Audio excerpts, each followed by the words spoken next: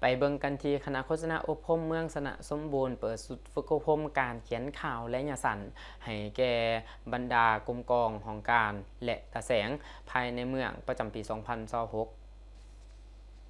วันที่ 14 กรกฎาคมนี้อยู่ที่สโมสรของเมืองสนะสมบูรณ์คณะโฆษณาอบรมเมืองได้จัดสุดฝึกอบรมพื้นฐานในการเขียนข่าวและยสารให้แก่กรมกองของการและตาแสงทั่วเมืองให้เกียรติเข้าร่วมเป็นประธานของทานสำราญอ่อนไซเวียงห้องเลขาพักเมืองประธานคณะกวดกาพักลัดเมืองผู้สินำเวียกงานการเมืองแนวคิดเวียกงานพักพนักงานและองค์การจัดตั้งมหาชนเมืองโดยมีทานยุ่งทองจันทลอมกรรมการพักเมืองหัวหน้าคณะโฆษณาอบรมเมืองพร้อมด้วยคณะรับผิดชอบสุดอบรมและสัมมนากรที่มาจากกรมกองของการและตาแสงทั่วเมืองเขาร่วมซึ่งในพิธีทานแสงสุรีพิมพ์ทีสารห้องหัวหน้าคณะโฆษณาอบรมเมืองได้ผ่านมาที่ตกลงของคณะประจำภาคฉบับเลขที่167ทับคจพมซบลงวันที่13 กรกฎาคมปี 2026ว่าด้วยการอนุมัติให้คณะโฆษณาอบรมเมืองเปิดสุดอบรมพื้นฐานในการเขียนข่าวและยสารให้แก่กรมกองของการและตาแสงสัวเมืองสนะสมบูรณ์ประจำปี 2026ต่อจากนั้นทานสำราญอ่อนไซเวียงประธานกวดกาพักลัดเมืองได้มีคำเห็นกล่าวสุดอบรมว่าสุดฝึกอบรมครั้งนี้สุดที่มีความสำคัญก็เพื่อเป็นการสร้างผลงานขบวนการเพื่อคำนำหับตอนวันสักพัต่างๆของผักของศาสตร์เว้าเฉพาะก็คือคำนำหับตอนวันสักต่างสื่อมวลชนและการพิมพ์จำหน่ายวันที่13 สิงหาปี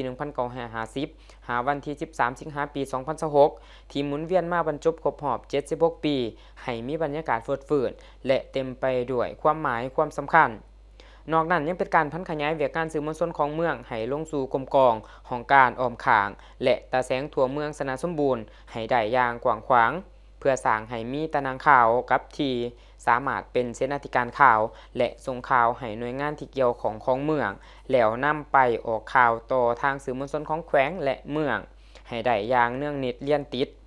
พร้อมนั้นท่านได้เรียกร้องให้บรรดานักสัมมนากรที่เข้าร่วมจงพร้อมกันยกสูงความรับผิดชอบเอาใจใส่ติดตามค้นคว้าและเก็บกำเนื้อในจิตใจของผู้เรียนอย่างต่างหน้าเพื่อนำเอาบทเรียนดังกล่าวไปหมุนใส่เขาในการเคลื่อนไหวจัดตั้งปฏิบัติเวียกงานตัวจริงอยู่กรมกองของการและตาแสงของตนให้มีการหันเปลี่ยนใหม่ต่อจากนั้นทานแหลมจินใส่ซอประเสริฐผู้อำนวยการสถานีวิทยุเมืองก็ได้แนะนำหลักการเขียนข่าวหา W1H วิธีการนำใส่ปัญญาประดิษฐ์หรือ AI เข้าในการเขียนข่าววิธีการส่งข่าวผ่านโทรศัพท์มือถือและเทคนิคการถ่ายภาพนิ่งและภาพวิดีโอพร้อมทั้งนำภาพปฏิบัติตัวจริงในตอนถ่ายทานยุ่งท่องจันทลอมก็ได้มีคำเห็นโอล้มว่าภายหลังสำเร็จสุดฝึกอบรมในครั้งนี้จงพร้อมกันนำเอาเนื้อในจิตใจบทเรียนและผลสำเร็จดังกล่าวไปพันขยายและจะตั้งปฏิบัติตัวจริงอยู่กรมกองของการและตาแสงที่ตนเองรับผิดชอบให้เกิดเป็นหูประธรรมและมีการหันเปลี่ยนใหม่ที่ต่างหน้า